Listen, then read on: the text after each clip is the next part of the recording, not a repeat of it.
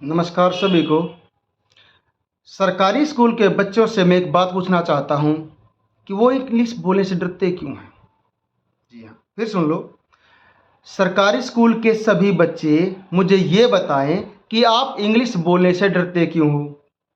दूसरा, मेरे साथी भी जो हमारे साथ काम करते हैं, हमारे साथ पढ़ा रहे हैं, जो मेरे कलीग हैं, वो भी इंग्लिश बोलने से शर्माते क्यों हैं। ऐसी क्या बात है, ऐसी क्या बीमारी है इंग्लिश में कि आप डरते हो, आप शर्माते हो, आप साहस नहीं जुटा पाते, आप झिझकते हो। क्यों? What is the matter? क्या इंग्लिश एक शैतान है? दोस्तों, जब हम प्रतिभा और एसओसी से ट्रांसफर होकर जहांगीरपुर जैसे स्कूल में गए तो वहाँ देखा कि बच्चे गालियाँ बहुत दे रहे हैं और इंग्लिश तो दूर, हिंदी भी अपनी नेटिव लैंग्वेज में बोल रहे हैं जो उनकी उस कॉलोनी की भाषा होगी।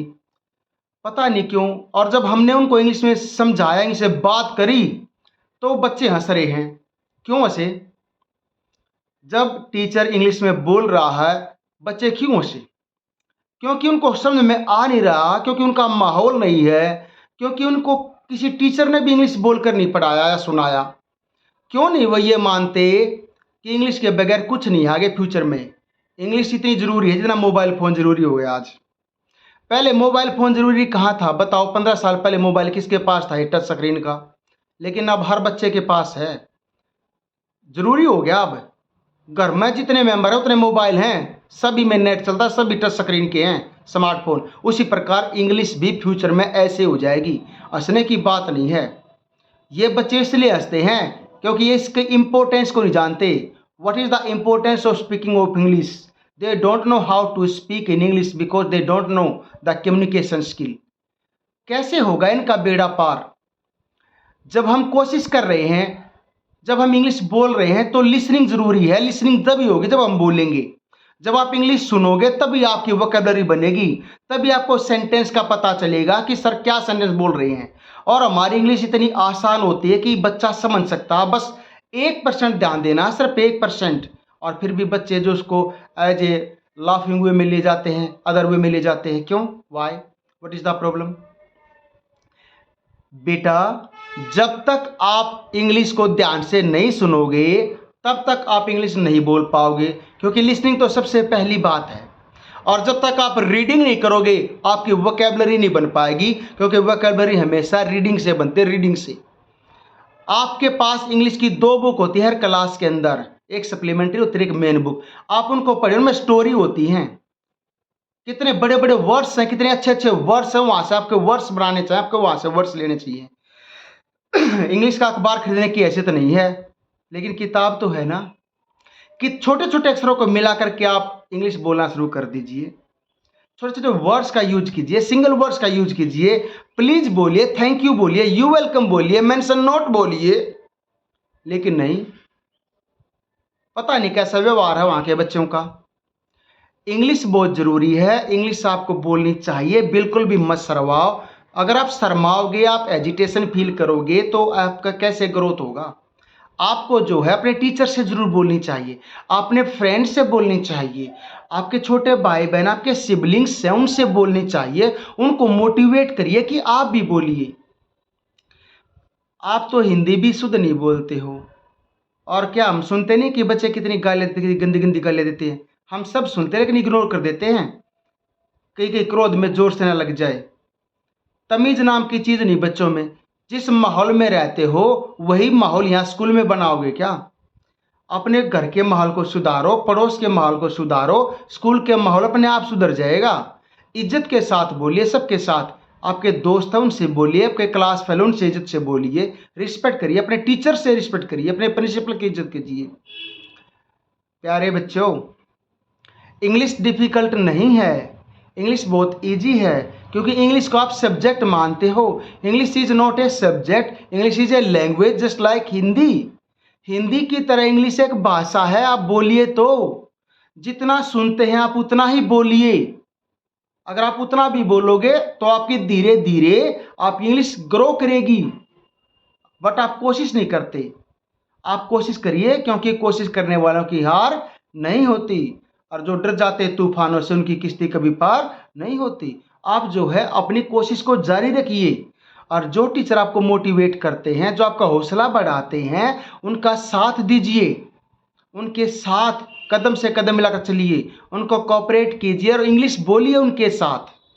अगर बोल नहीं पा रहे तो सुनिए, क्वेश्चनिंग कीजिए, अपनी प्रॉब्लम बताइए, आपकी प्रॉब्लम का जो सॉल्यूशन होगा वो टीचर आपको देंगे। तो मेरे प्यारे बच्चों, I can hope that you will try to speak in English, and for that you have to create an environment. Yes, nobody will create environment for you of speaking English. Only you can create environment at your home, at your class, at your school. How? Because if you have a desire to speak in English, if you have a passion, if you have a wish to speak in English, then you will try. Yes, yes, surely and certainly you will try to speak in English, and you will ask your friend. You will ask your friend to speak, to make a good conversation, to make a dialogue in English with you. And whenever you find a partner, then it will be easy for you to speak in English, because partner is also compulsory. Partner is also necessary to make a good dialogue, to make a good conversation. So please, you should also have one or two partner who will help you. Please do that. I request you, and never make fun of your teachers. If your teacher is talking to you in English, if your teacher is speaking in English, if your teacher is directing in English to you, giving instructions in English, please listen him or her attentively and then follow your teacher's directions.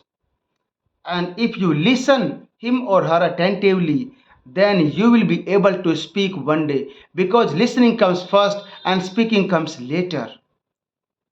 So I request you, I advise you, please follow your teachers, cooperate your teachers, and motivate them also to talk to you in English. English is not difficult, my dear students. It depends on our practice, our consistency. If we do the practice regularly, then everything become easy. Yes, nothing is difficult in this world. Everything depends on our willpower. If our willpower is strong, we can make the difficult thing into easy. We can change the difficult thing into easy thing. It depends on our determination. It depends on our willpower. If our willpower is strong, we can do everything. We can do achieve everything. And mind it, if you can believe, then you can achieve. Yes, I repeat, if you can believe, you can achieve. So thank you very much, and I think you will get motivated by my video. And if you like my video, please subscribe my channel and send it to your friends, to your family members, to your relatives, so that they can also subscribe and get the benefit of my videos. I will always motivate you. I will always teach you English, how to speak, and I will also teach you grammar. So please cooperate with me. Thank you very much, and always try to talk in English. Thank you very much for watching my video. Namaskar.